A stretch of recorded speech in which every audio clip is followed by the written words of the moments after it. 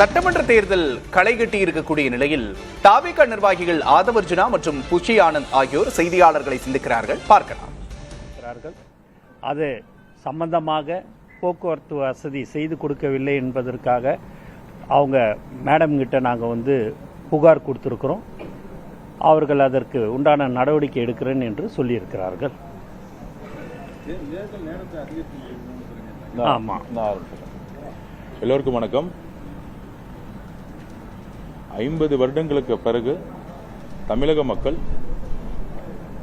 தன்னுடைய வாக்கை குடும்பமாக செலுத்தணும்னு உலகத்திலிருந்து பல்வேறு நாடுகளிலிருந்து முக்கியமாக தொலைதூரத்தில் இருக்கக்கூடிய யூரோப், ஆப்பிரிக்கன் கண்ட்ரிஸ், அதுக்கப்புறம் Saudi Arabia, Singapore, Malaysia, Canada, கத்தாருங்கிற கிட்டத்தட்ட பல மைல் தொலைவிலிருந்து ஆஸ்திரேலியா இங்கிருந்தோ வந்திருக்காங்க தன்னுடைய ஜனநாயக கடமை ஆற்றணும்னு. அப்புறம் சென்னையிலிருந்து லட்சக்கணக்கான மக்கள் தன்னுடைய சொந்த ஊர்களில் தொலைதூரத்தில் இருக்கக்கூடிய கன்னியாகுமரி, தூத்துக்குடி மாவட்டங்கள், கோயம்புத்தூர், இது மாதிரி எல்லா இடத்துலையும் தன்னுடைய ஜனநாயக கடமை ஆற்ற மக்கள் அணி திரண்டு ஒரு விரல் புரட்சியாக இருக்கக்கூடிய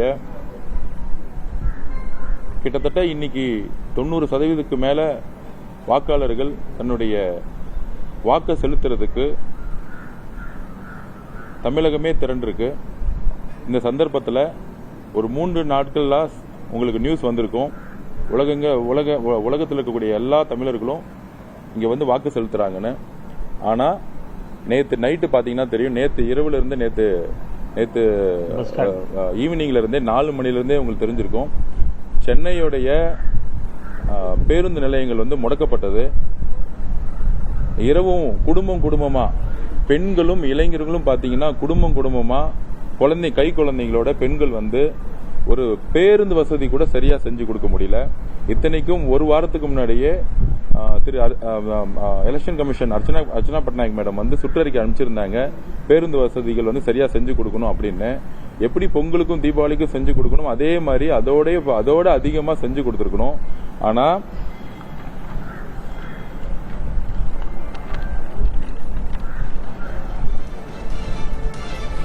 டிரான்ஸ்போர்ட் டிபார்ட்மெண்ட் திரு சிறு ஐஏஎஸ் பிரின்சிபல் செக்ரட்டரி, அதுக்கப்புறம் பாத்தீங்கன்னா மிஸ்டர் திரு T Prabhu Shankar IAS managing director metropolitan transport corporation, அப்புறம் திரு ஆர் மோகன் managing director state express transport corporation. இந்த 3 பேருமே ஐஏஎஸ்ங்கிற ஒரு முக்கியமான இடத்துல மக்களுக்கு சேவை செய்யக்கூடிய இடத்துல இருக்கிறாங்க. இன்றைக்கும் திரு காபந்து முதலமைச்சராக இருக்கக்கூடிய திரு மு க ஸ்டாலின் அவர்களுடைய பேச்சை கேட்கக்கூடிய அதிகாரிகள் இன்னும் இருக்கிறாங்க. அவங்க எலெக்ஷன் கமிஷன் உடைய பேச்சை கூட கேட்கறதே கிடையாது. லட்சக்கணக்கான மக்கள் நேற்று இரவு பஸ் ஸ்டாண்ட்லயும் சரி, கோயம்புத்தூர்ல சரி, மாதவரத்துல சரி, எல்லா இடத்துலயுமே ஒரு பஸ்ஸுக்காக 7 மணி நேரம் 8 மணி நேரம் காத்திருந்து, இப்ப கூட நீங்க போனீங்கன்னா தெரியும் 30,000 40,000 50,000 பேர் காத்துக்கிட்டு இருக்காங்க. போனவங்க பாதி வழியில திருப்பி வந்துட்டு இருக்காங்க. ஆனா எல்லா சாலைகளையும் டிராபிக் அதிகமா இருக்கு. காவல்துறை எந்த இடத்துலயுமே போக்குவரத்தை ஒழுங்குமுறைப்படுத்தவே இல்லை. திரு மு க ஸ்டாலின் அவர்களுடைய பயம் என்னன்னா, அதிகமான ஓட்டு சதவீதம் மக்கள் ஓட்டு அளித்தா மிகப்பெரிய படுதோல்வி அடைவார்னு சொல்லிட்டு ஒரு காப்பந்து முதலமைச்சராக இருந்துட்டு இன்றைக்கும் சில ஐஏஎஸ் ஆபீசர்களை தன்னுடைய பழைய சிஎம்ஓ இருக்கக்கூடிய பழைய ஐஏஎஸ் அதிகாரிகளை வச்சு கண்ட்ரோல் பண்றாங்க. ஒரு ஐஏஎஸ் அதிகாரி கிட்டத்தட்ட 1,00,000 பேர் 50,000 பேர் ஒரு பஸ் ஸ்டாண்ட்ல குழந்தைங்களோட பெண்கள் உட்கார்ந்துட்டு இருக்கும்போது, இன்னைக்கு நாங்கெல்லாம் வேட்பாளர் இருக்கிறதுனால நாங்க பஸ் ஸ்டாண்டுக்கு போக முடியாது. ஆனா ஒரு ஐஏஎஸ் அதிகாரி வீட்டுல உட்காந்து என்ன தூங்கிட்டு இருந்தாரா நேற்று நைட்டு? அவர் எதுக்கு தூங்கணும்? வீட்டுல உட்காந்து தூங்கிட்டு இருக்கிறதுக்காக இந்த ஐஏஎஸ் பொறுப்புக்கு இந்த 3 பேர் வந்தாங்க. இந்த 3 அதிகாரிகளும் லட்சக்கணக்கான பேர் குடும்பமா ஒரு பஸ் இல்லாம, தண்ணி இல்லாம, சாப்பாடு இல்லாம ஓட்டு போறதுக்காக தன்னுடைய ஜனநாயக கடமைக்காக தேர்தல் கமிஷன் அர்ச்சனா பட்நாயக் மேடமும் திரு சிவநாதன் சாரும் வாக்கு செலுத்துங்கன்னு சொல்லிட்டு எல்லா இடத்துலயும் விளம்பரம் கொடுத்திருக்காங்க. விளம்பரம் கொடுத்து மக்கள் தன்னெழுச்சியா இன்னைக்கு தன்னுடைய ஜனநாயக கடமை ஆட்ட தமிழ்நாட்டுக்கு வந்து இன்னைக்கு வந்து ஓட்டு போட்டுன்னு சொல்லும்போது ஒரு ஒரு பேருந்து கூட வந்து வசதியை வந்து செஞ்சு கொடுக்க முடியாதுக்கு என்ன ரீசன்னா, காப்பந்து முதலமைச்சராக கூடிய திரு மு.க. ஸ்டாலின் அவர்கள் வந்து இந்த செக்ரட்டரிஸ் எல்லாம் வந்து 2 வருஷத்துக்கு முன்னாடியே அப்பாயின்ட் பண்ணப்பட்டவர்கள்.